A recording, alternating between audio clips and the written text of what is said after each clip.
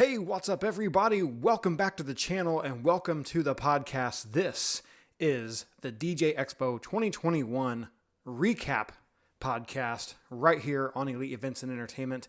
And I'm your host, Travis McGuire. If you have not subscribed to the channel yet, make sure you hit the subscribe button and give this video a huge thumbs up. It's been a long time coming. Now, I actually did not have any kind of structure to this particular podcast, but something that happened the day before we left for Atlantic City has given a little bit of structure to this particular podcast. I did not plan on doing a gig log recap, but we're going to do one because it kind of ties into everything that happened on our way to Expo. So the very first thing I want to talk about, gig log recap. The particular gig log I'm talking about on my channel, it's titled Small Wedding, Big Problems. Because one of my biggest fears as a DJ on my way to a wedding kind of came true on my way to this particular wedding. And, well, you'll see. So we're going to hit play over here. I'm going to have a little box right there that you can watch. It's going to play the gig log with no sound.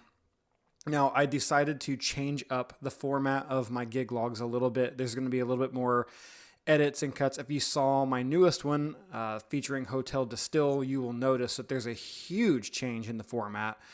It's a little bit flashier. It's a little bit more attention to detail. The clips of dancing are a lot shorter to help prevent me getting copyright strikes on YouTube.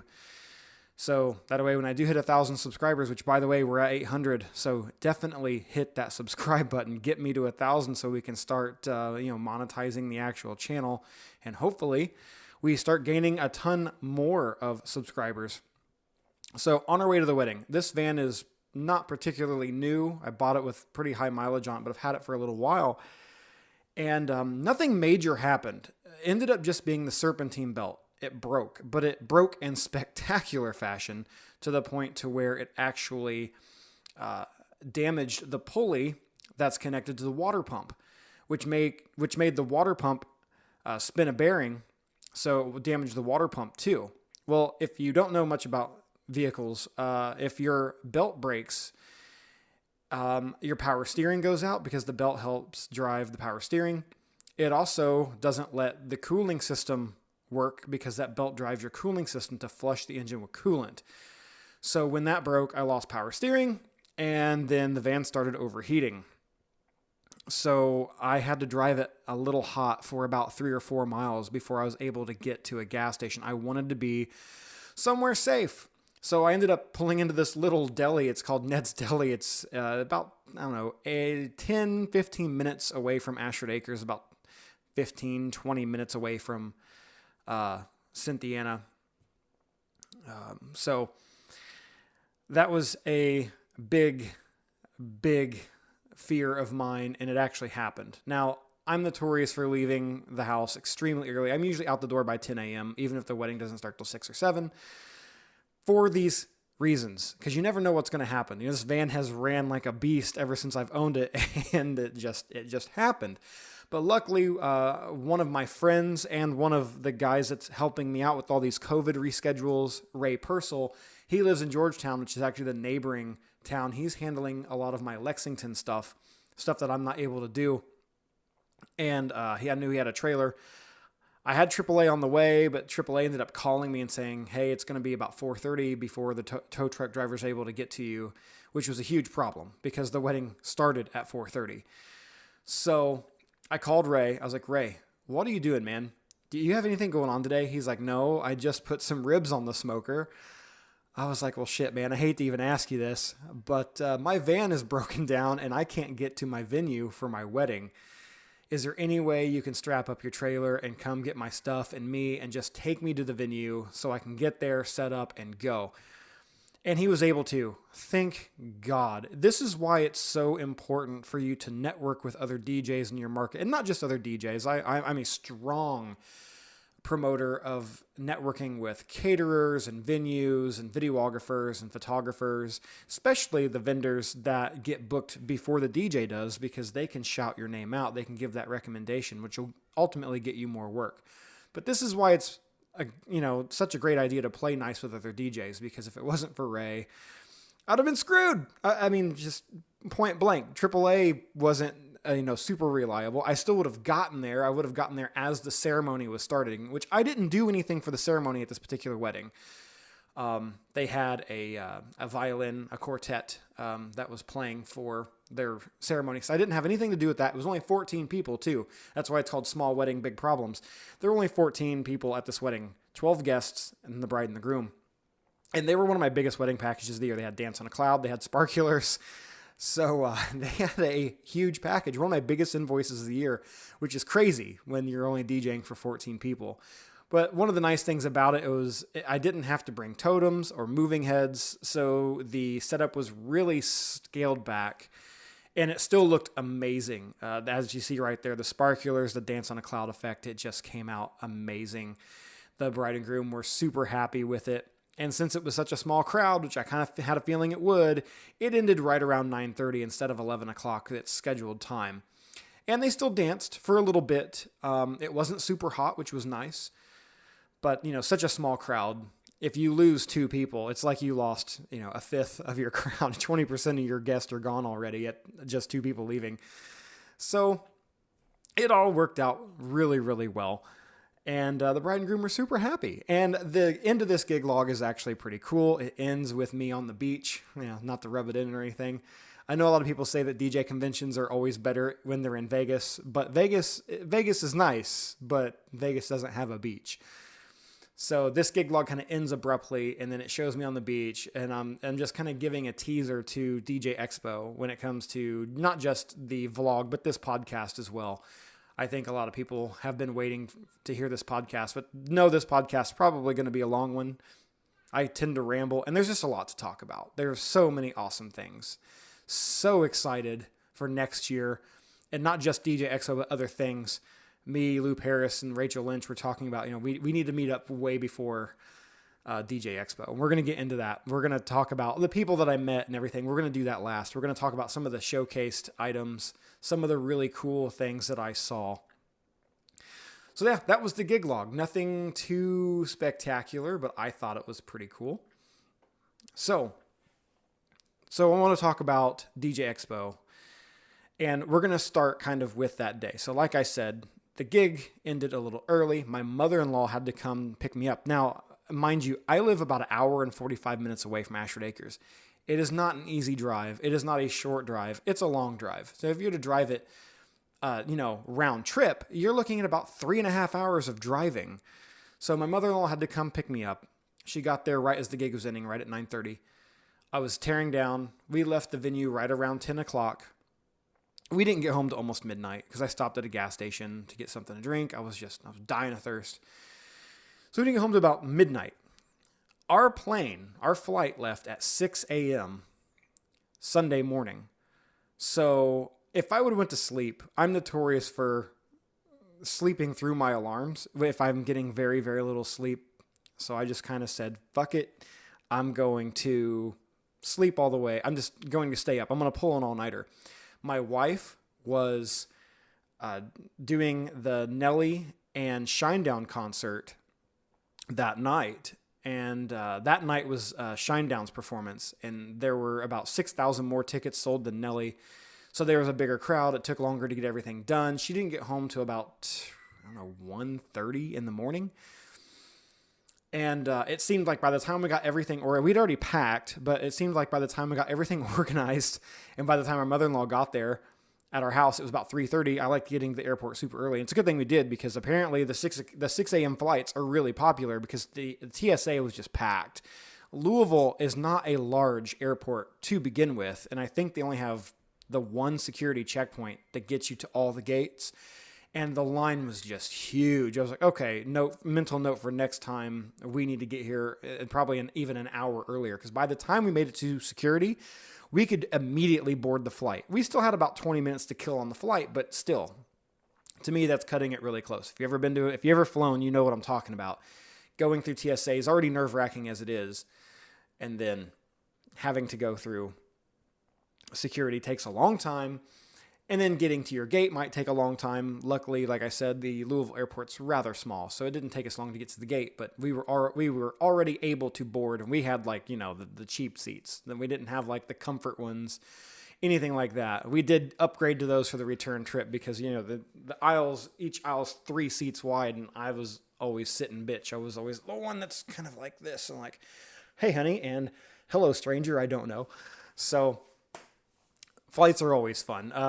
It's always a nerve-wracking way to travel, though, just because it's so stressful. If you have a really short layover like we did in Atlanta, we were able to just get off of our plane, and the next gate was right next to us. So we got off our flight in Atlanta and got right on the one that took us to Philly.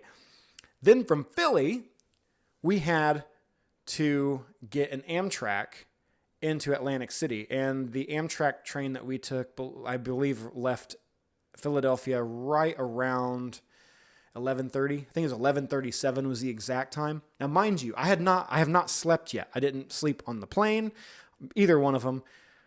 I tried to sleep on the train, but this is a train. It's got 8 or 10 stops between Philadelphia and Atlantic City. So there was not much sleeping there. Plus that's when I was really getting excited, which is kind of funny because there's hardly anybody there. I may have been the first guy other than the exhibitors, the first DJ that was there in Atlantic City, because we got there on Sunday instead of Monday. So the train ran in, starts raining. I'm like, great, because we plan on walking to the hotel. It's only about a 25-minute walk from the Amtrak station to Hard Rock Hotel. So we get off the train, we start walking. Luckily, it's not raining. It's like a mist thing that it's doing. But it's not warm, which was awesome. It was about 73 degrees. It wasn't hot. The sun wasn't out. It was overcast. So we didn't have to deal with heat. But it was our first time in Atlantic City. I'd never been there before for a convention or, as a tourist to boot. So it was a whole new experience. I didn't know what to expect. Atlantic City in a nutshell is really nice. The casinos are awesome. The boardwalk is amazing. The boardwalk is, oh my God, if you love fair food, which, was horrible for me because I do burn boot camp. I'm trying to eat healthy. And there's just nothing healthy to eat on the boardwalk. It's like 8 miles of fair food, funnel cakes and hot dogs and ice cream cones, the worst stuff you can eat. And there is just nothing else. You're not going to find a McDonald's, a Burger King, and the best you're going to find that, nutritious food is like Johnny Rockets or some pizza. But other than that, it's just junk food. And so the boardwalk is super cool. The beach is really nice. And then the hotels and the casinos are amazing. Everything else is a little sketchy, and I didn't know what to expect. And the part that we walked Hard Rock to the boardwalk, we just walked from the Amtrak station. We went straight to the boardwalk. So we had to walk by a Tangiers outlet mall. I know there's an Applebee's on the other side of the street. Dolce & Gabbana, Banana Republic, Under Armour, just amazing stores in this outlet mall that pretty much stretches from the Amtrak station all the way to the boardwalk. But there's about, 200 yards after the Tangiers outlet mall. It's just, you're in between really tall buildings, and that's where the sketchiness started, and just really kind of shady characters walking around, looking at you weird. My biggest advice for you, if you ever go to DJ Expo, at least on the way to the hotel, if you end up walking, and don't be stupid like I was and not get a cab because I'm cheap, take a cab. It was like $12 and I got there so much faster. But don't take a lot of cash with you. There are ATMs everywhere, and believe it or not, the ATM fees are not nearly as ungodly as what I thought they were. I think the biggest ATM fee that we saw was $3.50. So don't take a lot of cash. Take your credit cards, take your wallet, and with your wallet, don't put it in your back pocket if you're walking through town. Put it in your front pocket, or have something that kind of attaches to you, like a fanny pack. I know they're corny and cheesy, but they're much harder to get off of you than, say, your wallet in your back pocket, unless you got Velcro or buttons like my khakis did. Because there are pickpockets, and there's really skilled ones out there that can take stuff right out of your pockets and you don't even know it. So my advice to you, if you're going to Atlantic City, if you're going to DJ Expo, don't take a lot of cash at first. There's ATMs everywhere. Now, and with that being said, once you get on the boardwalk, find an ATM if you're not bringing any actual paper money with you, because most of the restaurants, the little food market, whatever you want to call them, the funnel cake stores and hot dogs, most of them don't take credit card. They're all cash only, which is like, okay, this is strange. I don't know why it's like that. I'm sure it's to speed up the line process because some of these places get extremely busy. So if you're going to go, don't take a lot of cash initially. If you're going to end up getting cash, get it out of an ATM and then put it in the safe at the hotel. The safes are free to use. They're really secure. Only you are going to know the passcode to it, or you can even use your credit card and it scans the numbers in the safe, the last 4 numbers, and it makes it your passcode. So no one can try to even try to guess what that is. So when we were in the hotel and we didn't plan on doing anything like eating or gambling or buying anything, I would just leave my wallet there in the safe along with any of the petty cash that we brought with us, that kind of stuff. The Hard Rock Hotel. Let's talk about the Hard Rock Hotel. Amazing. So the Hard Rock Hotel is formerly the Taj Mahal, and they went in, they completely gutted it, and they redid it. And in my opinion, they did it the right way. It wasn't nearly as flashy and elegant and fancy. It was the Hard Rock. I mean, first of all, having the Hard Rock Hotel host DJ Expo is the most appropriate thing that they could have done. It's, in fact, this particular Hard Rock Hotel is the largest collection of rock and roll and music memorabilia on the planet. I mean, just so much stuff was there. I think it was Elvis's car was there. There were motorcycles there, guitars. Fred Durst's hat was there. I was like, hey, bro, you forgot this. If you haven't seen pictures of Fred Durst here lately from Limp Bizkit, hilarious. Check it out. It's right there. It's so funny. It's like, dude, I'm hoping he was wearing it on purpose just to troll people because that was hilarious. But anyway, one of his hats was in there. Dolly Parton's dress, a bunch of outfits from NSYNC, from Nicki Minaj, from Ray Charles. I mean, it's just, we didn't even find everything. There's a wall somewhere in there. If you look at it from one angle, it's one image. And if you look at it from the other angle, it's a different image. We never found that. We looked all over for it and could never find it. So yeah, the Hard Rock Hotel, absolutely amazing. Best place they could have chose to host DJ Expo. And it was so much fun. I enjoyed the hotel just as much as I enjoyed the expo floor. And that's another thing to talk about, the expo floor. Now, there's a couple things you need to keep in mind about expo this year. It was a lot smaller than most years. Not just in attendance, but also on the showroom floor. There were names that didn't show up that I really thought were going to be there. Electro Voice, LD Systems, American DJ was not there. None of them were there. I'm sure COVID had a big role to play in that, and this is secondhand information. This is not confirmed information, but I'm going to throw it out there anyway, because it's something that I can believe, because I've dealt with this issue this year when it came to ordering product. I think the main reason why a lot of the big name vendors didn't come is because there is a huge shortage of equipment right now.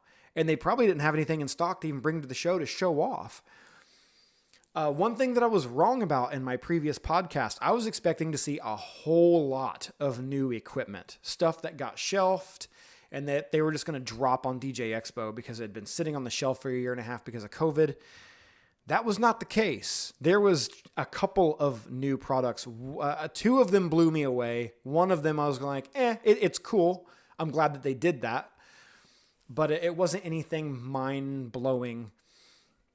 So the expo floor was a lot smaller. Chauvet DJ was there. Pioneer DJ was there. Bun Gear was there. DJ Event Planner was there. Bose was there. Virtual DJ had a booth there this year. Let's see who. Pro X was there. Got to meet Gabriel from Pro X. Big shout out to Gabriel. Let's see. JMAZ was there. JMAZ. Whew. We got a lot to talk about JMAZ. This was an awesome year for JMAZ. They, especially with the absence of American DJ, which when it comes to lighting is probably the booth that everybody's looking forward to see. JMAZ really invested on the absence of American DJ. And to me, when it comes to lighting especially, but when it comes to booth, the grandeur of the booth itself, JMAZ knocked it out of the park. Knocked it out of the park. They were the only vendor there that actually wowed me. I was like, holy shit, they've got some really cool stuff that's coming out. And we're going to get to one of those products in a minute. They had the coolest booth. It looked the best. They had the best light show. They had this awesome light demonstration that was set to a custom-made music set that they had created. It incorporated video, lighting, sound. It was just really awesome. I was blown away by JMAZ. They were one of those vendors I've never really taken seriously. JMAZ, if you're watching this, you have my full attention now. My full attention. And I can't wait to see what you're going to do in the future, because I think you're about to become one of the top 3 lighting contenders. Absolutely. So, huge shout out to JMAZ. They knocked it out of the park. I think, honestly, they had the best booth of any of the booths at Expo. Chauvet DJ showed up in a big, spectacular fashion as well. Their booth was awesome too. It was more spread out. They didn't have like any kind of custom lighting demonstrations, but they had some really cool products to show off as well. None of them were new except for one. We'll get to that in a minute. And it was pretty cool. Not really my thing, but it was cool. Let's see. Tribe was there. Tribe is something I'd never heard of until the show. I didn't even know what it was. It took me like the second day to realize, oh, it's virtual DJing. Literally. Not virtual DJ, the software, the DJ software. It was virtual DJing. It was virtual reality. I think it used an Oculus Rift. You put it on, and in front of you, you had like, a Nexus mixer and 4 CDJ 3000s. And it was really precise. Everyone that I watched use, I did not personally use it. I don't do VR well. It gives me really bad vertigo. And they would like actually go down and touch a knob, and it was really accurate to whatever they're doing. And so you could do all your noise, all your color filters on the board, all of the different effects that are built into the Nexus mixers. You could load tracks. It was pretty cool.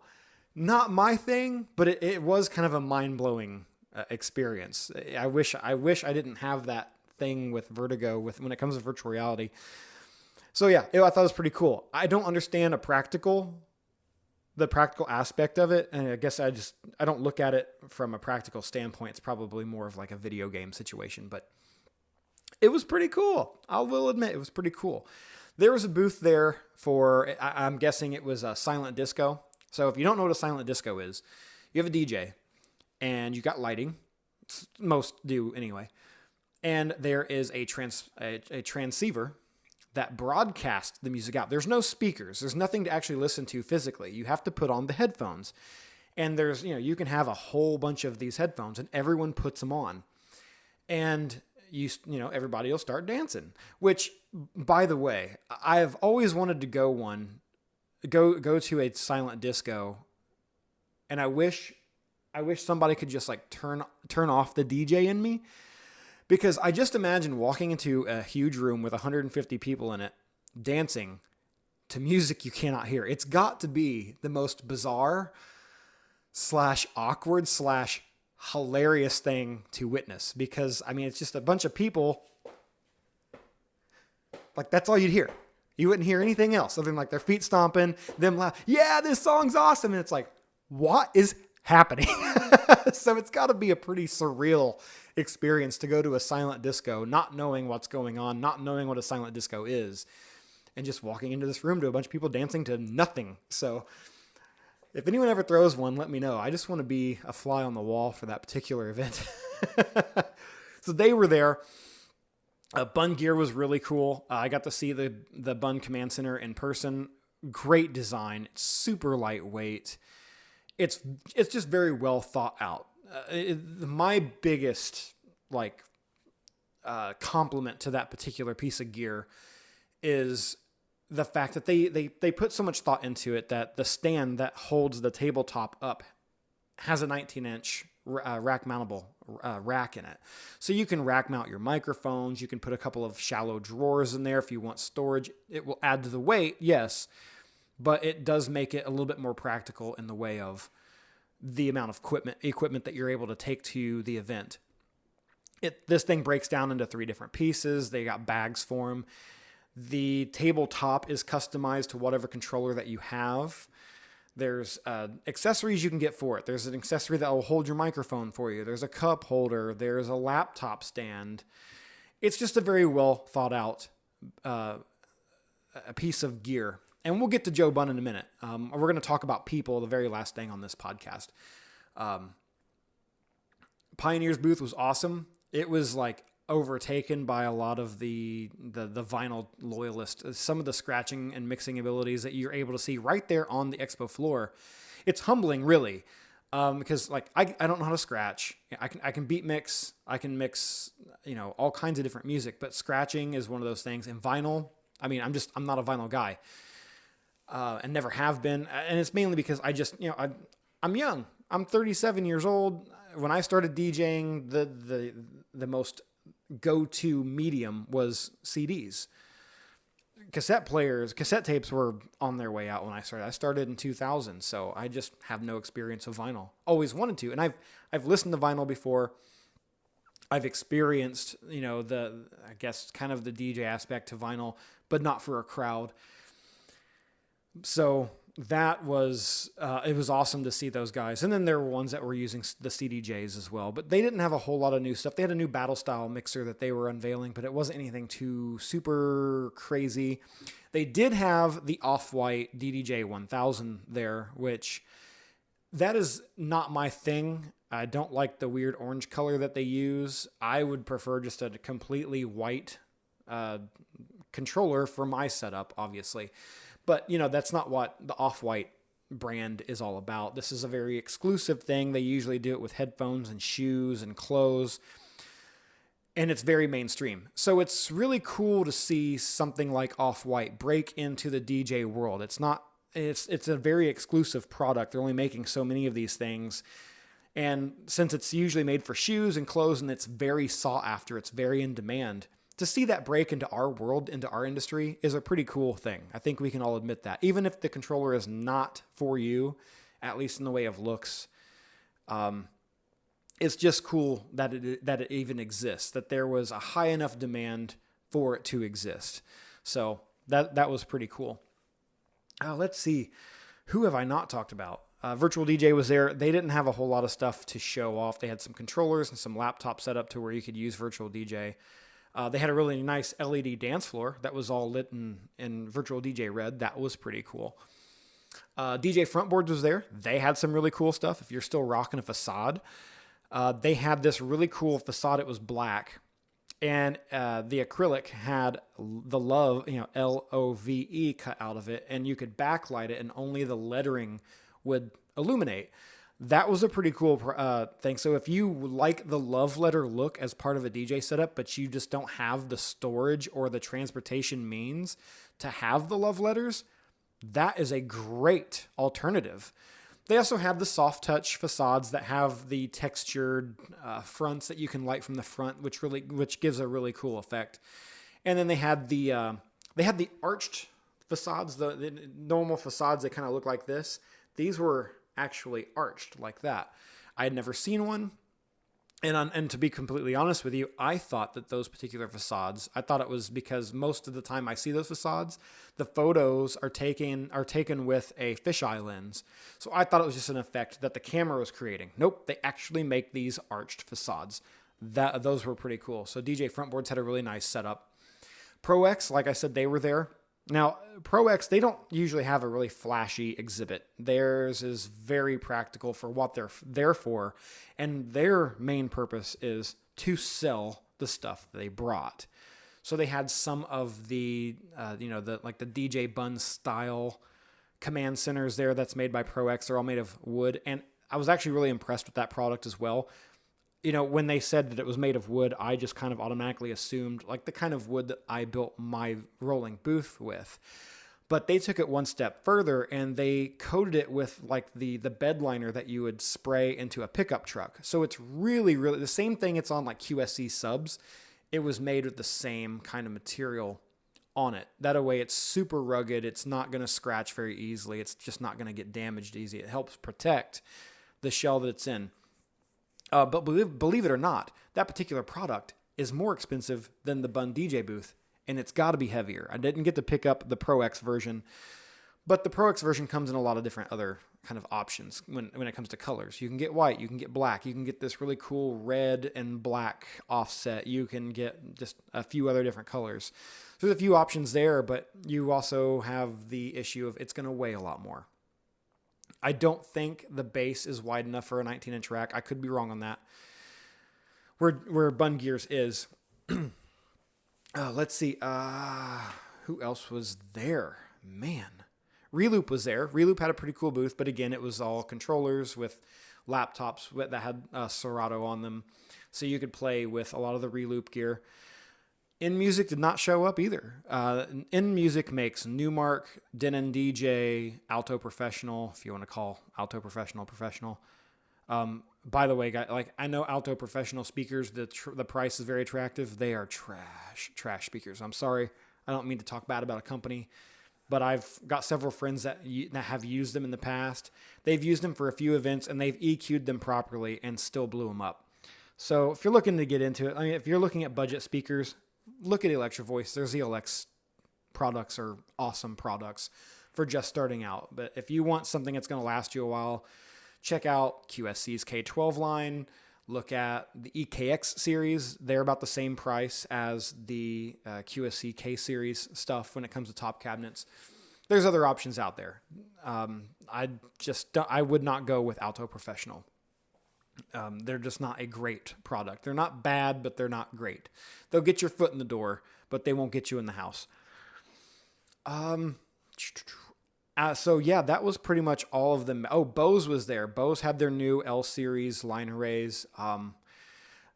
No disrespect to Bose, but their booth, what was going on with the booth? They had this weird greenery background with like an LED neon Bose sign.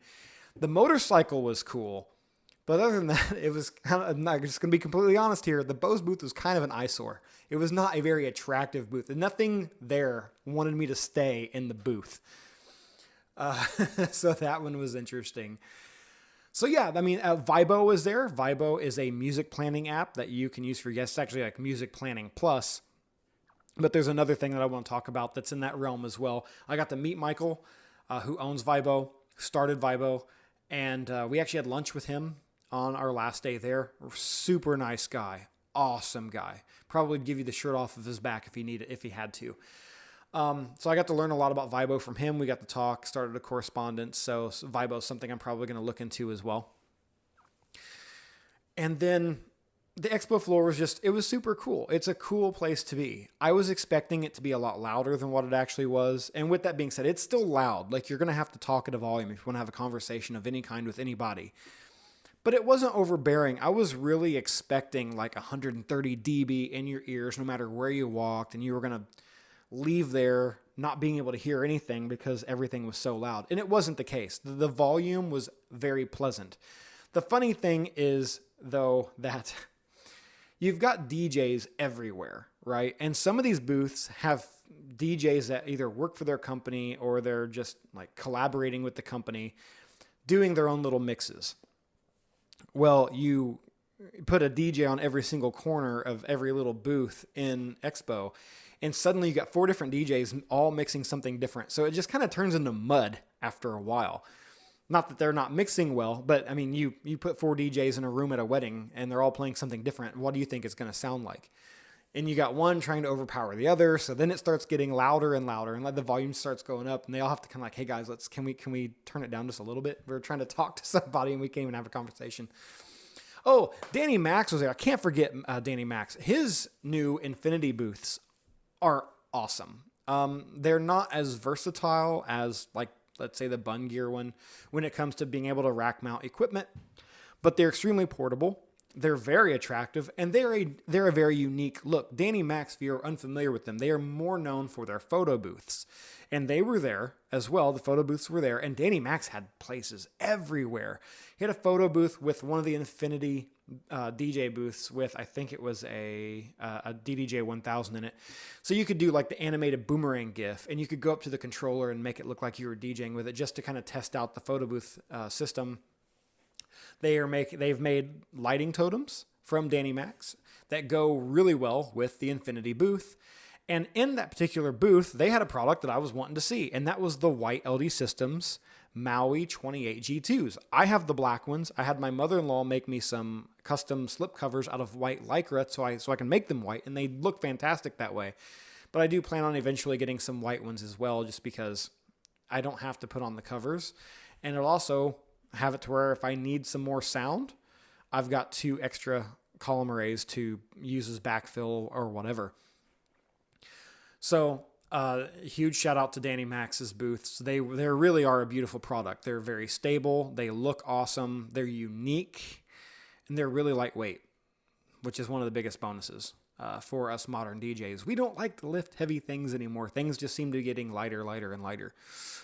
Now, so that was the expo floor itself, and it was a lot of fun. Me personally, I can only spend about an hour and a half in there at a time. And with it being such a small expo floor this year, I mean, if after an hour and a half, you've seen everything that the expo had to offer in the way of products. So then there were the demo rooms. We're going to talk about the demo rooms real quick, and then we're going to start talking about some of the products that were at expo that I thought were cool or just deserved to be mentioned, and then the ones that really blew me away. So there were 3 main sound rooms that you could demo things. One of them was Bass Boss, and totally impractical. Totally impractical. There's no event you need that much bass at. I don't care what it is. Even a concert probably doesn't need that much bass. You walk in this room, and if the bass is hitting when you walk in, you feel the air rush out of the door and hit you in the face. There was that much bass in this room. And it was hilarious, really, because you could not stay in there longer than a minute and a half. At least I couldn't. I mean, this wasn't bass that you heard with your ears. You felt it with your soul. It rattled your lungs. It elevated your heart rate. It was insane. And there were people like right up next to the speakers like, hey, turn it up. I actually got a really cool shot that's going to be in the vlog that airs tomorrow, by the way. I know you're getting this podcast late. I'm recording this right now. It's 8 p.m. In fact, you probably aren't going to get this until tomorrow morning, but the vlog is going to come out Wednesday. What is tomorrow? Holy crap. I've done forgot what day it is. Tomorrow's August 18th at 5 o'clock Eastern Standard Time. So if you're wanting to see the vlog, it's about 37 minutes long. It took me about 70 hours total to shoot, edit, and render.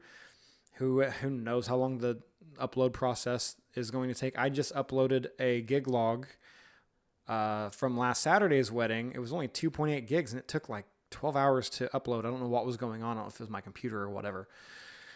But anyway, the Bass Boss booth was kind of stupid. I mean, it was cool, but it was stupid. There's no way. If you were in that room for any extended amount of time, you walked out with some permanent hearing loss. There's just no way you didn't.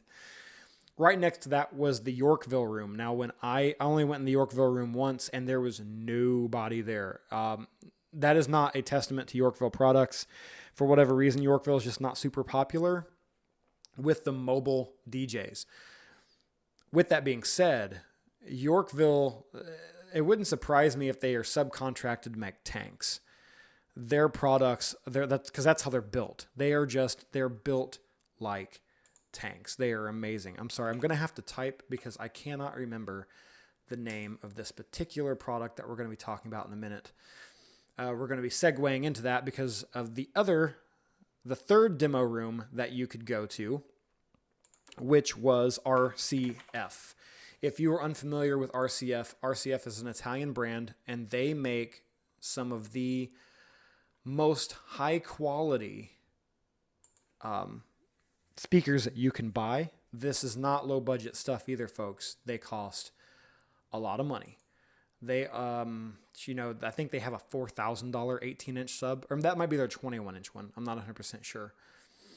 But it was really, really cool. And they had some really awesome products. They have great products the way it is.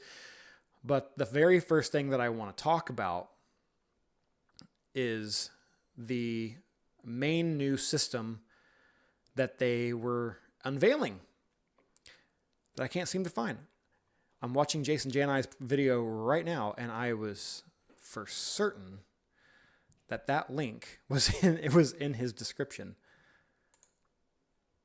Bear with me a minute. So RCF, Italian maker of speakers, they make really awesome stuff. You can't go wrong with it. Yes, it is pricey, but you're getting a lot of bang for your buck. Take it just from the aspect of the Evox J8s. For example, we're talking about a $900 column array system that's available in black or white. It's a 12-inch sub. Very compact. It's a column array that is pole mountable, so you can actually take the little column array and you can turn it in different directions if you want to. So, which is really versatile. They're one of the only companies that when it comes to their column arrays that make them like that. Most of them are like the Evolve 50s or like my Maui 28s or the Maui 44s. You're kind of fixed. That column array, that stick comes out of the sub and you can't turn it. You have to move the whole thing. And a very popular thing to do with column arrays is to tow them out to prevent comb filtering. And that's something we'll talk about on a different day. Man, Jason, where is this video? Oh, it's right here.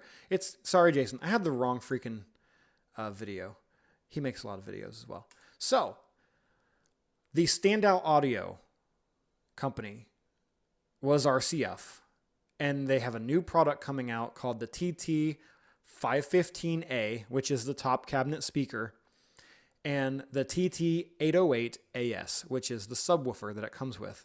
Guys, this stuff is groundbreaking. Now, with this being said, it is not the loudest system out there. It has a max SPL. The top cabinet has a max SPL of 127 dB. Okay, so right around the Evolve 50 range when it comes to sound pressure. But it fits in the palm of your hand. Literally, it fits in the palm of your hand. It is stupid small. It has a lot of hookups. It's got data links so you can EQ it. And then there's the subwoofer, which is the 808, that can be used upright or on its side, kind of like the QSC KS112s or the QSC KS212 cardioids. So you can mount it on its side, or you can mount it on from its top. But just the reason why this gets the award for like the standout audio product is just the size itself. Super compact. I mean, you could probably fit the top in some box trussing. You may even, I would have to look at the sub again. I don't remember the sub well. RCF's booth is not lit very bright because they have a huge setup in there. And the first time I walked into the RCF booth, which is in the vlog, and there's links in the description of the vlog. You actually get to hear it on the vlog. Of course, I'm using my phone to record everything, so it's not the greatest audio quality, but you will actually get to, sample these speakers. Jaw dropping. How good and loud and crisp, and how deep the bass was for two 8-inch subs. Unbelievable product. According to Jason Janai, and he heard this from some of the reps at RCF, though, you're looking at about $3,500 per side. So you're looking at about a $7,000 sound system if you want to go that route. But like I said, RCF makes some of the best audio stuff on the market. So they definitely took my breath away with that particular product. Awesome product. And I can't wait to actually see it come out. I might even pick one up. I don't know yet. Don't tell my wife. She might kill me. So, when it comes to lighting, I was expecting Chauvet or American DJ, if they had shown up, to take the prize on this one. Nah. JMAZ lighting. Holy shit. They came out like Mike Tyson in the third round. I mean, knocking them all out. Unbelievable lighting product they had to showcase. So they have created a product called the JMAZ VersaFlex Bar. It is, in a nutshell, like a gig bar. Not a ripoff necessarily, because there's plenty of differences. But if you had to put it in a box, in a genre of lighting, it's an all-in-one lighting solution. So it's not like a moving head, or it's not like a derby effect like the Kentas. It is its own genre. The gig bars kind of started its own genre. They're all-in-one lighting solutions. Here's my problem with the gig bar itself, the Chauvet gig bar. It has the derby effects and it has the laser. And those are just two things I'm not a fan of. It creates the dots that spin around the room. If you want a photographer to hate you and never recommend you, use those effects, because they hate them. I don't typically use lighting during the first dance unless I'm spotlighting the couple, but I definitely would not use effect lighting during any of the formal dances, because that photographer is going to want to kill you, because you're going to put all these stupid little dots on the dress. I'm not saying you should not use this kind of lighting for weddings, but you definitely should not use this kind of lighting for the formal dances, the first dance, the father-daughter, the mother-son. During the dancing part, that's fine, but even then, the photographer might hate you because of all the dots on everybody. But again, it's personal preference. That's always been my biggest issue with the Gig Bar 2 and the Gig Bar Move. Cool products though. If you don't want to lug around a whole bunch of heavy moving heads, or you don't want to lug around a bunch of bulky products, and you just want a very simple lighting solution, the Gig Bar is awesome. But we're not talking about the Chauvet Gig Bar. We're talking about the JMAZ Versa Flex Bar. This thing is like a Gig Bar on major steroids. Okay, so it takes one of their products. I don't remember the exact name of it, and I apologize to JMAZ for that. Something 50/50. And it's essentially a lighting bar. It's got SMD strobe, or it's got SMD LEDs in it, which SMDs they have a wider range. So it's more of like a wash type effect. And then it also has diodes that are more, have a beam to them, but they're not, they don't create the dots, but they're a wash light as well, but it's more of a concentrated area. They've taken that product and they've added 2 moving heads to the top of it. Okay, that's cool, right? And that's how it comes. If you're to purchase this product, that's how it comes.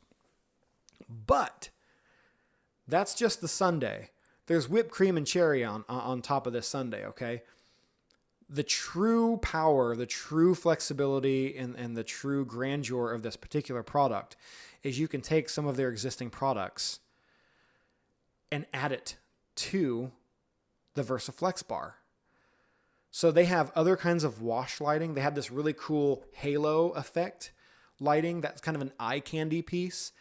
They had what I think is called the Tron 7. That is a really cool fixture. It's an LED par that has a like a video pixel overlay that you can use, and it creates like this honeycomb effect. But it also acts as a par can, as a wash light. You can add these to the fixture, to the bar itself. Well, that just changed the game completely, because with the gig bars from Chauvet, you get what you got. Okay, you got your derbies, you got your pars, you've got your moving heads, and you've got your laser, and you got the SMD strobes across the front. The VersaFlex bar is designed to where, look, we don't want you to just take what we give you. We want you to be able to make this into your own thing. So if you just wanted to add a bunch of par cans to it to make more of a wash on the dance floor, you can do that. They got to be JMAZ, obviously, but if you want a couple of pars on the bottom and on the top you want a couple of the eye candy pieces like the Tron 7, you can put 2 Tron 7s on there. Completely changed the game. I am not a fan of the all-inclusive lighting systems. I never have been. I would much rather just, piece by piece. JMAZ, you made me a believer in the all-in-one lighting solution because you knocked this one out of the park. One of my biggest issues with the gig bar isn't even the fact that it has the derbies and it has the dots and everything that go around the room. My biggest issue with the gig bars is they're just not bright enough, not for the scale of events that I'm doing. The par lights on them, the par wash lights that are on the gig bars, they're just not bright enough to wash the size of dance floors that I'm getting into. I would need something brighter. The JMAZ VersaFlex bar with all of the added lighting onto it is all you would need. And believe it or not, I'm thinking about picking one up myself. For those weddings where I can't use moving heads because of restrictions with the elevator, can't fit the totems in. If it's a really, really small wedding or even a bigger wedding and I just can't use the totems, I'm thinking about picking up this VersaFlex bar and adding 2 washes and 2 of the Tron 7s on it to give it that eye candy feature. And maybe even, 2 halos, 2 of the Tron 7s, and then use the bar itself, because the front of the bar has a bunch of LEDs, like I said earlier. And then you got the movers on it. And the moving heads, they're small moving heads. Don't expect a huge amount of power. It's not like you're going to be able to spotlight a couple with these moving heads. The beam angle is really, really small. And the reason why the beam angle is really, really small is because there's only a 25 watt LED in the moving head, which is still a hell of a lot. It's still a really powerful LED for such small moving heads. And when you have a very narrow beam angle like that, it gives the illusion that the fixture is just brighter than than a 25 watt. It looks more like a 45 watt LED. So huge clap. JMAZ, to me, they were the standout vendor. They had the best booth. They had the best new product. And they knocked it out of the park. They knocked it out of the park. And kudos to them. American DJ was not there to kind of outshine them. Victor is an awesome presenter. If you don't know who Victor is, check out one of my other videos. He kind of gave us a full-scale tour of the product, and it was awesome to see. Okay. Now, that was the showroom. Those are the standout products. Those are the 2 things I felt like were the biggest contributors to the expo when it comes to new products. Now I want to talk about the experience, the overall experience itself. This year, not only was the show really small, but the attendance was pretty small too. There was maybe 500 or 600 DJs there. It wasn't like the 1,500 DJs that normally show up. According to Brian S. Red, he was going to Expo back in the day. It was like 5,000 DJs would come to this thing. It was just enormous, people everywhere. So, obviously there's still a little bit of reluctance because of COVID. Not just from vendors, but also from people attending the show. But I'll tell you what, I think this was the best year to go, especially if it was your first time going, like it was my first time going. Because it was a very intimate experience. Don't get me wrong, there were still a lot of people everywhere. And what was really cool is, and huge shout out to you guys, the guys that subscribed to the channel, that saw me, that were like, hey, Travis, that took selfies with me and talked to me and asked me questions. Huge shout out to you guys. I wasn't expecting all that. It was very, very cool to be kind of in those shoes. Felt very celebrity-like. And I met so many cool people. And thank you guys so much for coming out. Thank you for your support. And thank you for your nice words. I hope you found me to be a nice guy. I'm not really a different person outside of my gig logs and my videos on YouTube than what you see in person. I'm pretty much if the shoe fits, you get what you see. I'm just a very down-to-earth kind of person. I've always have been. I'm very genuine. At least I try to be. I don't try to put on a persona. So it was awesome seeing you guys there. So the people that I hung out with the most, obviously my wife went with me, and she had a blast. A lot of people were like, you brought your wife to DJ Expo for your honeymoon? How'd that go over? And the honesty is she had a blast too. She had so much fun. She thought it was cool. She got to see all of us kind of geek out. DJs as a whole, we are very... Believe it or not, a lot of DJs are very introverted people. You wouldn't think that to be the case, but we're not like the type that goes out on the weekends all the time and parties like at the club or whatever. We kind of like stay in our own little groups. We're family people. We're professionals, and we are kind of geeky. You got to be kind of a nerd to understand how some of this stuff works. So we're kind of introverted people. But when you put us all in a huge room together, we all have one thing in common. And the funny thing is we don't talk much about that one thing, which is DJing. We talk about other stuff. We talk about our families and our friends and the experiences that we've had so far and where we're from, normal conversations. But once you get us on the expo floor, that's when the geeking out starts. And my wife is like, He's like a kid in the candy store. She actually posted a video on Facebook of me just totally geeking out about one of the Danny Max booths. It's kind of funny actually, because I don't see that side of me. I only get the interior part of it. I don't see my body language and stuff. But what I'm getting at is, since this show was so small, it was a very intimate affair. It wasn't like, okay, you see one person and then the likelihood of seeing them again, because there's so many people here, is scarce. You saw these people, except for one person, Nick Spinelli. Everybody asked me, did you get to meet Nick Spinelli? I did not. I saw him twice, and I was busy both times. I wasn't able to actually speak to him. And then I never saw him again. He was a ghost. But I know he was there. I saw him with my own eyes, and there were people who did get selfies with him. I don't know how long he stayed. He lives like 45 minutes away from Atlantic City, so it's not like he needed to stay in the hotel. He could just drive home if he wanted to. So no, I did not get to meet Nick Spinelli at all. Nick, if you're watching this, let's hook up next time I'm at Expo, or if you're at any of the other conventions. I would love to meet you. I think you're an awesome guy. I've taken a lot of your advice off your channel because it's really solid advice. So hey, if you want to meet up and say hi, just let me know. So the people I hung out the most with, obviously my wife. Rachel Lynch, hung out with her a lot. Lou Paris, awesome guy. He's got a super cool product I'm going to talk about real quick here later. And then a gentleman named Gene. I called him DJ Incredible because his hat said Incredible DJs on it. And I got to meet Brian S. Red, Howie Darkstar, which, by the way, that's the most badass last name, right? Darkstar, such a cool last name. And never would you ever meet a nicer person. I mean, such a nice guy. I saw Jay Brandon a lot, and I never got to say hi to him. He was always busy. He was such a busy dude in the Pioneer booth.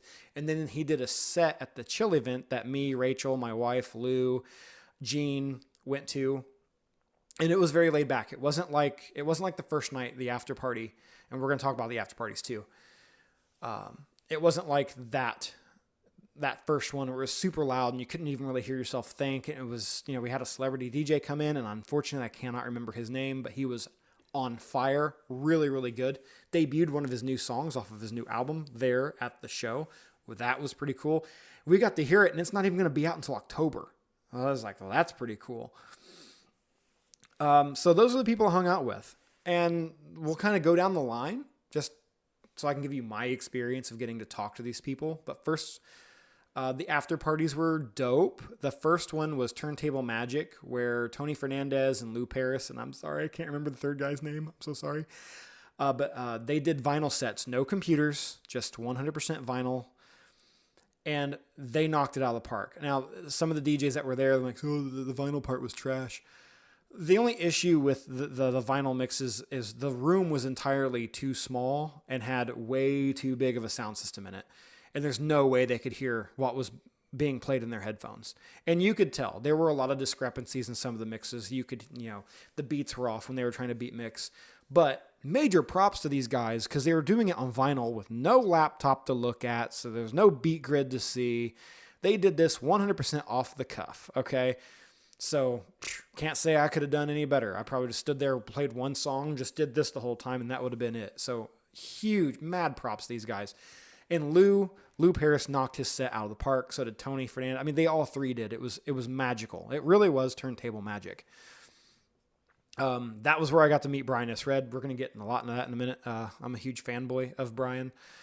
And it's kind of funny because I am such a huge fanboy. I guess I didn't even see him the first time I walked in. My wife immediately, so I was like one of the first people she saw, but she didn't say anything because we were thirsty. We wanted to go to the bar.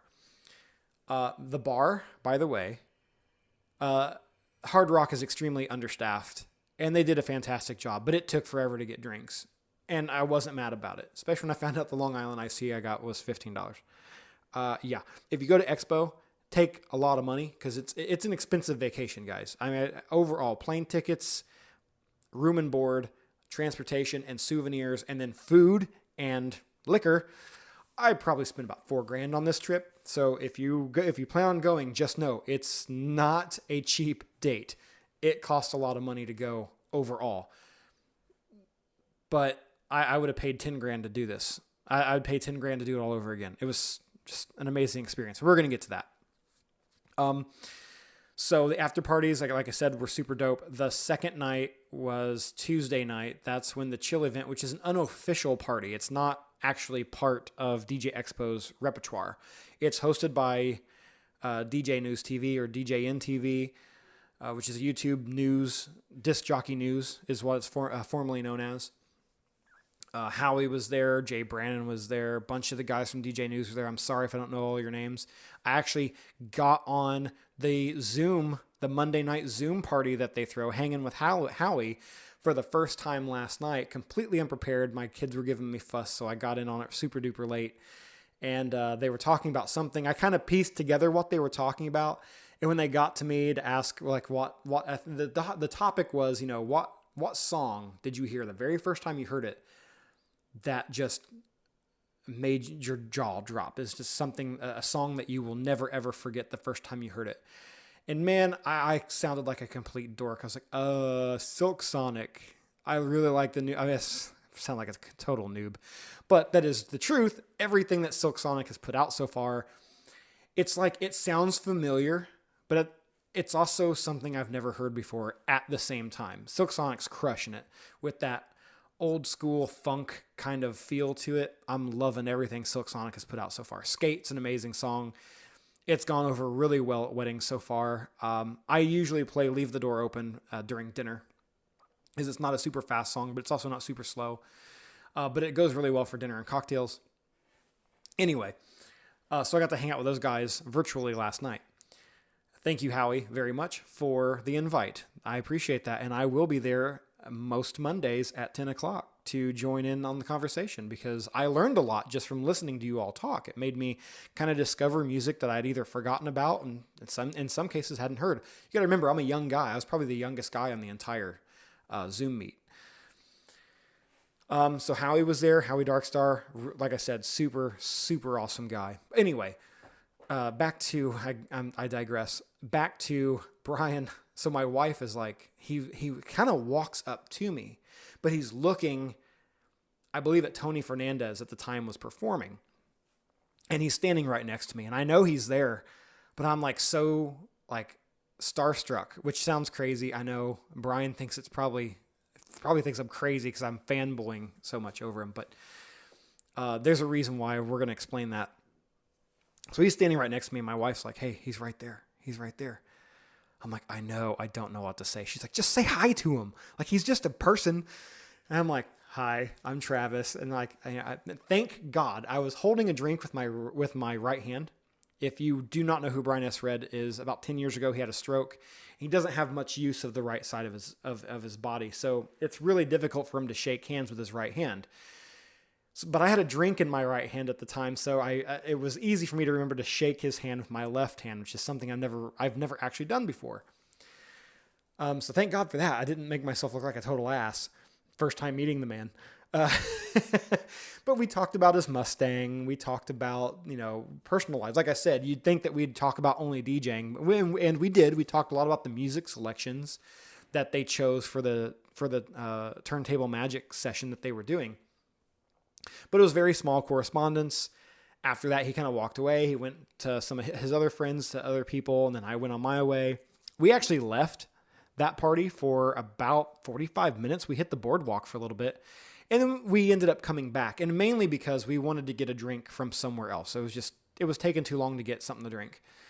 So we went to the boardwalk. We went to Wet Willie's. If you've never been to Wet Willie's, they make some awesome daiquiris that will knock you on your ass.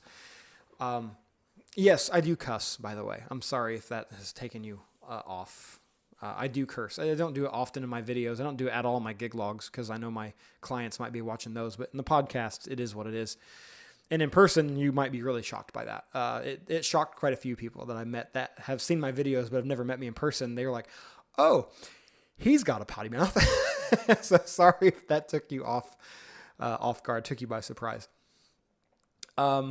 So yeah, that party was super cool. The second night, again, was at Beret, which was it was like a Cajun barbecue place. Pretty good food, little pricey, but especially for what you got, you didn't get a whole lot of food for your money, but it was really good food. At least I thought it was. And the drinks were reasonable. They had buckets. So I was like, sweet, yeah, buckets are the best way to go. And that was, like I said, it was very chill. It was called the Chill Event. So we watched some DJs do sets. Brian did a set, which is something he almost never does ever for other DJs. That was super dope. I was like, it'd be like if I was a huge Elvis fan and I got to see Elvis perform. That's what it felt like to me. I was actually getting to see Brian perform a set, something he hardly ever does anyway. I was like, I'm in a blessed position right now. I get to see my idol actually work some magic on the ones and twos. That was a lot. That was really cool. And that event was it was awesome. Like it was very chill. The guys from Canal Sound and Light ended up showing up, so I got to meet them. And then me, Rachel, Lou, and my wife, we actually left that event early. We hit the boardwalk. Rachel was hungry. Guess what she wanted? Of course, we got pizza. Check out that photo right there. We all got pizza together. We walked the boardwalk for about an hour. We joked. We talked. We talked about, our lives, what our personal lives. We actually got to talk about our families, and we got to talk about stuff outside the DJ realm. I really got to know these two people, and they were the two people I was looking forward to hanging out with the most, to be honest. Just because they're really down to earth people. They're funny. They're intelligent. So it was just really cool. That was probably my favorite event of the entire trip, except for Monday. Backtracking a little bit, me, Tyler, my wife, and then Rachel and her mom, Dottie, we actually went to the beach and hung out for about 2 hours. It was so much fun. We kind of went under the boardwalk. So because me and Tyler were pretty badly sunburnt.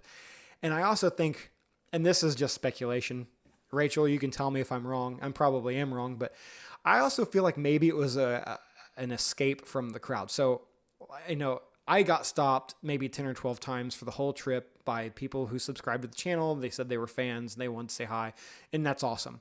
Rachel gets stopped every 5 seconds, okay? She's huge. She has a massive following, not on just YouTube, but on social media as a whole.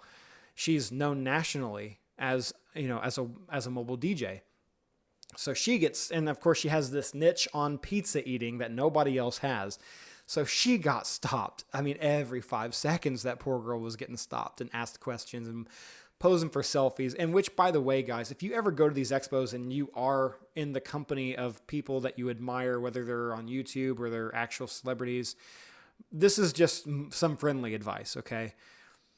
If you want to take a picture with them, that's awesome. And you should. You definitely should. I whipped out my phone whenever I could to get a picture with these people first.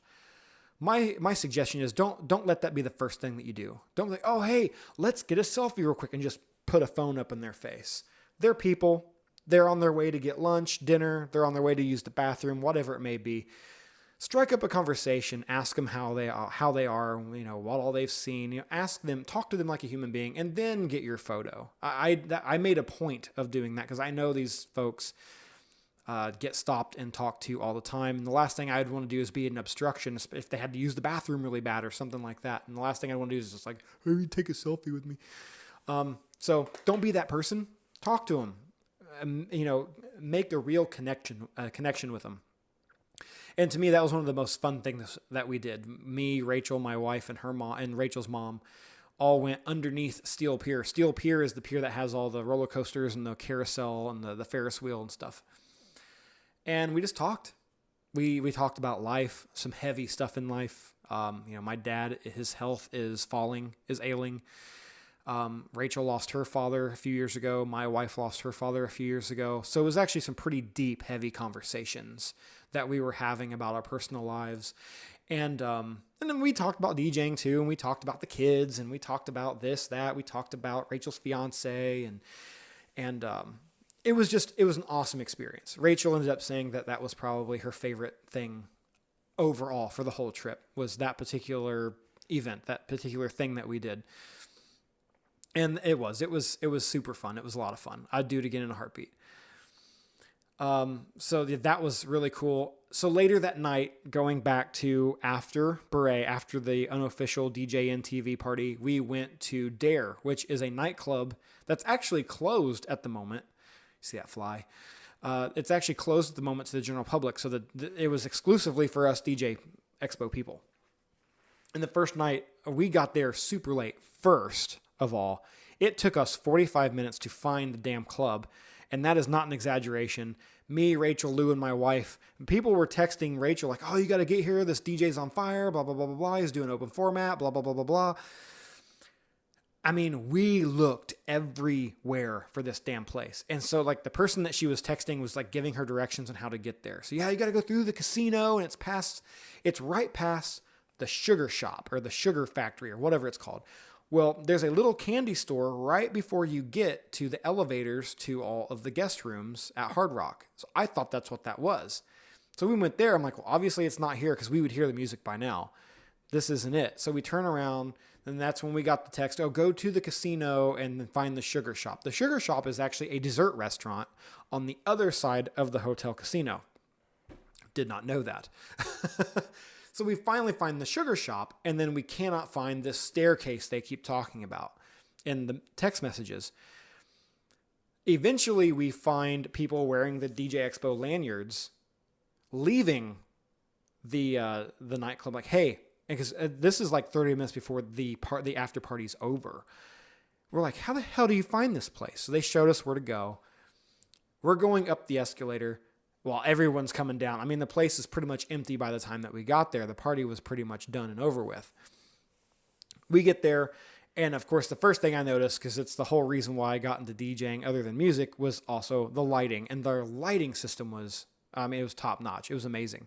So I was just awestruck by that. And there's plenty of footage of the lighting the lighting package that was built into that nightclub in the vlog. I almost made it like a centerpiece. In fact, it's the light show you saw at the very beginning of this particular podcast, if you're watching it. And the third after party on Wednesday night was at Dare as well, but that was the one that featured DJ Scribble and DJ Scratch. They were both there. Scribble did a set, Scratch did a set, and then they kind of did a set together. They did like a little DJ juggle competition, and DJ Scratch is amazing at juggling on the ones and twos. That was cool, but believe it or not, we didn't hang out in the club that much. We were actually outside on their little, I guess you'd call it like VIP lounge area.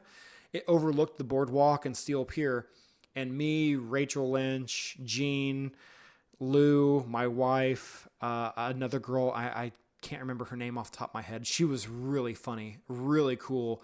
And I'm now following her on social media, and she's busy. She is stupid busy. So huge props to her. She was there kind of representing Bose. But yeah, she was super nice. We kind of had our own area. We had our own like little VIP area, and everybody was like kind of congregated listening to the conversations. It was kind of weird for me as a very, very small time YouTube creator at the moment in the realm of DJs. I'm like, I'm in the presence of greatness right now. And right next to us in their own little like VIP area is DJ Scribble and his entire entourage. I was like, okay, this is freaking cool, man. Like this has got to be one of the highlight moments of the entire experience, because you're literally in the presence of greatness. And that night was a blast. We ended up closing the club down, and we ended up going to bed. Had a spectacular time that night. So, hung out a lot with Rachel. Rachel's an amazing human being. She is such a nerd, but in such a good way. She's such a nice person, very genuine, very down to earth. And her mom is hilarious. I love her mom to death. I was just excited to meet Dottie as I was to meet Rachel. Me and Rachel have been corresponding for a number of years about certain things and aspects of the business and that kind of stuff. I'd never actually got to meet her in person until Expo. Same way with Lou Paris, and that's who I want to talk about next. Lou is I would classify him as a hyper-intelligent individual. The amount of insight into the business, the inner workings of it, into social media. He's also an IT specialist, so he has background with coding. We're going to get to that. That's going to branch off and do its own thing in a minute. He's just an absolute joy to talk to, and an amazing DJ to boot. So you had like this awesome merge of technology and really good DJ skill wrapped up into one person. Lou's an absolute joy to talk to. And he's a fun guy. He's a lot of fun to hang out with. He actually brought his Rain 1 and his Maui 5 Go and had it in his room. I never went to his room, but he was telling me about it. And they were actually up there spinning. He actually left DJ Scribble's set after Scribble was done and then went back to his room and he spun some more. And then he came back down after me and Rachel and Tyler had hooked up and started our little carousel. And that's when Gene came and Lou came back. And then we just had this huge crowd of people surrounded by us. And we were all just talking about the business. That same night was also the night I got to meet Jason J and I really got to have an in-depth conversation with Joe Bunn. Joe Bunn, awesome guy, really down to earth. We talked about personal stuff, and I'm not going to air out any personal information of any of the conversations I had with these people. It was actually rare to talk about anything DJ-wise. Unless you were on the expo floor, that's when a lot of the DJ conversations took place. But outside of that, we were bullshitting, for lack of a better term. So yeah, Lou, I love you, man. I cannot wait to see you again. Now, Lou Paris, he is the owner of Paris Creative, which is his DJ company, but he does just a lot more than that. He's creating an app that, in my opinion, is going to be the end-all of wedding planning apps. Not just in the DJ realm, but for photographers, videographers, caterers, venues, florists. I mean, anything that you can think of. And it's called Q, C-U-E. The link right there. And the link is in the description if you just want to click on it. You can go there. You can sign up for it. There's a good chance that your business is already in there and in his database. And there's a verification process you have to go through to prevent any kind of fraud, which is awesome. Very well thought out. This takes things like DJ Intelligence and DJ Event Planner and Honeybook and all the other apps that you can use. And it addresses all the pain points that vendors have and clients have with them and eliminates all the pain points and creates this really holistic app experience that will, in my opinion, I think it's going to transform how we interact with our clients and other vendors. That is my opinion. I don't know about anything about pricing with it yet. I know he's going to be offering a lifetime subscription that over the long haul is going to save you probably thousands of dollars if you go with the lifetime. I don't know what his premium plans are going to be if you do monthly or annually. I'm pretty sure he's got that figured out yet, but I don't know the logistics of it, so I'm not going to go that in depth with it. But he showed me the app. I'm already signed up for it, but I haven't had time to play with it yet.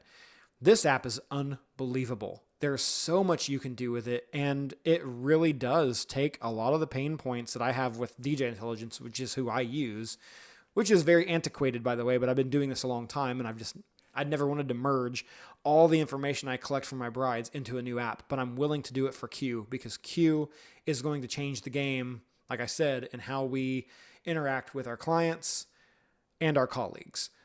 So he said that as of right now, this is one bit of information I will share with you when it comes to anything logistically. They're expecting the premium version of the app to launch sometime late this year, October, November-ish, something along those lines. So check out Q, sign up for it, at least give it a shot in the form that it's in now. I'm telling you, it is the future of planning and organizing for not just us DJs, but the other vendors that we work with. And it will create a same page kind of attitude for everyone that's working on the same project, the same wedding. So the photographer is going to know what the DJ is doing, and the DJ is going to know what the videographer is doing, and the caterer is going to know what they're all doing. It's going to be an amazing, amazing app, and I cannot wait to see it in its full form. I told Lou, hey, I'll be your first lifetime subscriber. He goes, you'll actually be like the 58th. I'm like, hey, I'll take it. So Lou, you're an awesome guy. I cannot wait to see you again. So Howie is awesome. Howie is a wizard when it comes to DMXing lighting, and he had the beret party lighting on point. It looked super cool. He was showing me the different things he was able to do with the Airstream DMX bridge and the lighting that was up on stage. I think there were 4 Pocket Pros and a total of 7 or 8. I'm going to guess they were Mega Hex Pars. 3 that were lighting up the facade. 4 that were lighting up the facade and 3 that were on the T-bar with the moving heads. Very simple, but effective. And Howie he had that party rocking when it came to how the lighting interacted with the sound. It was a very enjoyable party. And the sound was not overbearing, which was nice, because the Monday night party, the sound was so loud. Like I said, the DJs couldn't even hear in their headphones to beat mix. So it was refreshing to be in a room where it wasn't overbearingly loud. It could have been. They were using the K-Subs by QSC, the original K-Subs, and I think they were the K12.2s. So it could have been crazy loud. If you know anything about the QSC stuff, it can get really, really loud. Moving on to Brian S. Red. So a little background with my relationship with him as far as YouTube goes. I've been a subscriber of Brian for 14 years. I latched onto his videos when I was researching the Revo 3s. And what really drew me to his videos is the fact that you could not find any videos like this at the time. He was doing gig logs, and they were kind of first of their kind. There was Jonathan over in Wales who was doing the DJ Tutor stuff, and he's kind of like the originator of the YouTube DJ scene. But Brian really put the gig log thing into its full scale. And I mean, if it wasn't for Brian, DJ Bar, Rick Webb, me, we may have made it to YouTube, but we would not be in the scale that we're at now. So I've always idolized the man. His advice is bulletproof because he's been doing it for so long. He's seen and done everything. And it's so awesome just being in his presence. His music knowledge is unreal. And like I said, he's my idol. I've always looked up to him for a very long time. And the cherry on top to that is, like I said, 10 years ago, Brian had a stroke, which is a terrible thing. I hate that happened to him. But he started on his channel making stroke awareness videos. And of course, me being a follower of his, I saw him. 5 years ago, my dad calls me. He's on his way. He was driving. My dad was driving. He drove a dump truck right before he retired. And he called me and he said, "Hey, something weird's going on." I'm like, "What's going on, Dad?" He goes, "Well, I've got double vision and I feel really lethargic. Like I've got vertigo. I'm dizzy." And as soon as he said that, I was like, "You're having a stroke. You're having a stroke, Dad. You need to pull over. You need to stay pulled over. You need to call 911 right now and get to a hospital. Because the earlier you get this taken care of, the less permanent damage that will occur." Had I not ever come across Brian's videos, I would have never saw his stroke awareness videos, like the early signs of stroke. And I probably would have told my dad to go home and get some rest, which is the worst thing you can do when you're having a stroke. So because of Brian, I got to keep my dad around a lot longer. So I'm in major debt to Brian. And I told him the story. I made it a point to tell him the story because I wanted to thank him for making those videos, because without that vital information, like he said, the only things they really talk to you about stroke is, you lose feeling on one side of your body and you lose control of it. Well, that's not the actual first signs. The first signs is, double vision and dizziness and vomiting and vertigo. So that information is invaluable. Again, Brian, I can't thank you enough for making those videos, because you saved my dad's life. There's no ifs, ands, or buts about it. You saved his life 100%, and I'm forever grateful that you made those videos. I met Travis. I'm going to guess it's Travis Nye or Travis Nay. I'm sorry if I'm pronouncing that wrong. He owns Red Tie Entertainment. I follow him on YouTube. He actually makes some pretty good content. He's got a few more subscribers than I do. I think he's sitting at 1.1 thousand. He's got a video booth. I actually took one of his ideas for the foot skirt. The foot skirt I use for my DJ booth was actually made with that design as its inspiration. So it hides the casters, it hides the wheels. Super awesome dude. He was with a guy named Victor. I'm sorry, I can't remember the other guy's name, but they were all super nice. Everybody was so nice and down to earth and so cool. Jason Janai was cool. Joe Bunn was super cool. I mean, the biggest thing about this event is networking and getting to meet other DJs and talk about DJing. But it's so much deeper than that. For me, it was like meeting up with old friends. It was like meeting up with friends that I've known for years and years and years. And, talking to these people, we'd even make light of that. It's like we've known each other for a decade and we've met before, but this is our first time ever meeting, having a physical correspondence with each other. That in its essence is the magic about DJ Expo. And since this show was so small, that's why I said earlier, I think this was the best show you could attend if it was your first time, because it was small, it was intimate, it wasn't overbearing with people, and you were able to have very meaningful correspondence and conversation. And I'm not going to lie to you, I got very emotional the day that I left. We were on the train on our way back to Philadelphia. Tyler had fallen asleep, and I was scrolling through all the pictures on my phone, and I got pretty emotional because I realized, there's a good chance I'm not going to see any of these folks in person again for another year. That's worst case scenario. Hopefully I get to see them sooner than that, but just thinking about it, it kind of gives me goosebumps how awesome the experience was. That is the reason why you should go to Expo. It's not about the gear. It's not about the seminars. And to be completely honest with you, it has very little to do with DJing. It's more about the personal relationships and the friendships, and I mean friendships, that you will form out of going to these events. DJ Bar. Can't forget DJ Bar. He's the largest DJ creator on YouTube. Super nice guy. I mean, I didn't know what to expect meeting Bar because I just don't know much about him personally. He doesn't put a whole lot of his personal life out there, even on Facebook, and he's very quiet on Facebook, it seems. But you could not meet a nicer guy. He said he's going to put me in the vlog. He got film, video of me right after he's doing a time lapse. So that'll be really cool if I do end up in that. He definitely ended up in mine. And super nice guy. Really smart. I got to meet Mikey from Posh DJs. He was there as well. Got to meet him. Like I said, I got to meet the guys from Canal Sound and Light. Since I'm thinking about DJ Bar. Rick Webb was not there. J Book was not there. Cleveland Terry was not there. Brandon, and I'm sorry if I'm pronouncing your last name wrong, Brandon Harvilla, I think is how you pronounce it. He was there, and I never saw him. He took tons of photos with people, and I don't know how, but in the 3 days that I was there, 4 days of Expo, I never once saw him, and I hate that because I really like his content as well. He's a really smart guy. So go to Expo, guys. It's, like I said, it's not a cheap date. It's an expensive vacation. And in essence, that's what it is. It's a vacation, but you will learn things. Attend the seminars, whichever ones that fancy you. There's a gentleman with the last name of D'Amico. I highly recommend his seminar.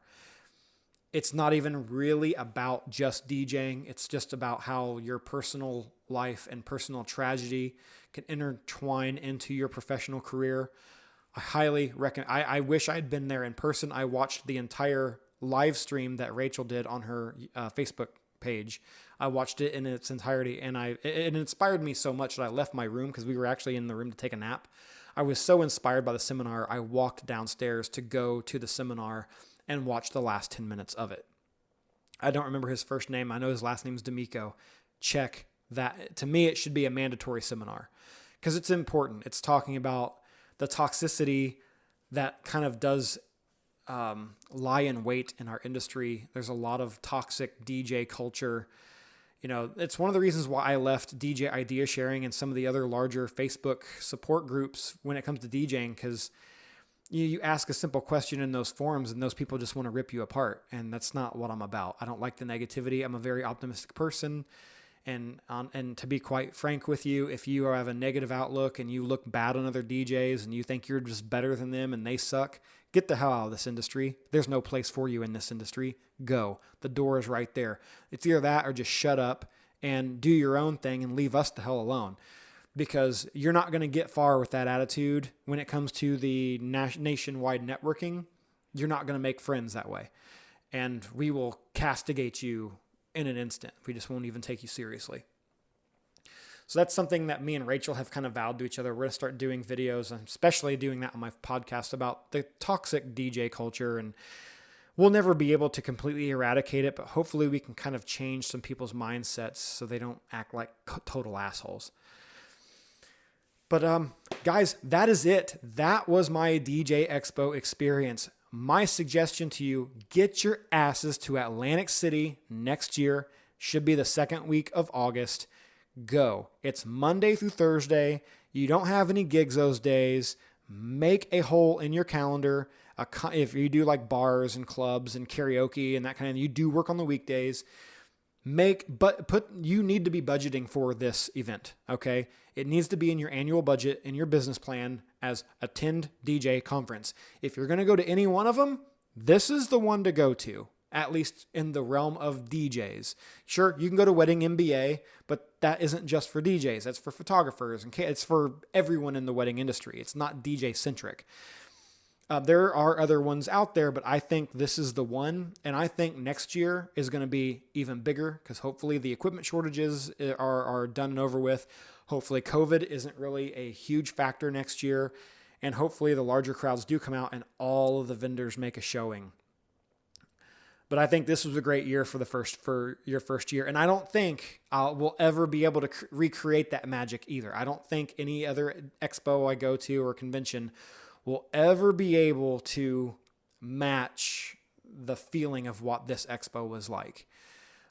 So I think next year maybe I have to tone down the expectation a little bit because I don't want the experience to be like, oh man, last year was so much. But I don't want to be that guy. I want it to be just as good. And I know with company like Rachel and company like Lou and company like Gene and company like Kenneth and Travis and Victor and Gabriel and Brian and Howie and Jay Brandon, it is going to be magical next year as well. And if you're not there, I mean, when you see the vlog tomorrow, you're going to have major FOMO. So you're going to have that fear of missing out for next year. And that's good. That was the whole point of the vlog anyway. We want as many of you to come out as possible. This will take your DJ career to the next level. I've already raised my prices. And I've already implemented things that I learned at the first wedding that I did being back from Atlantic City. So my suggestion, save up for it, put it in your budget, and make sure you attend DJ Expo 2022 in Atlantic City, second week of August. Be there or be square, as the cool kids might say. You want to come to this event. Again, guys, that's it for me. Have a great night. Stay tuned to the channel. We're going to do another podcast for next week. It's going to have 2 gig log recaps, and we're going to talk about that toxic DJ culture that I want to address in the next podcast. But until then, stay tuned. Make sure you hit the subscribe button. Make sure you smash that like button, and we'll see you all next time.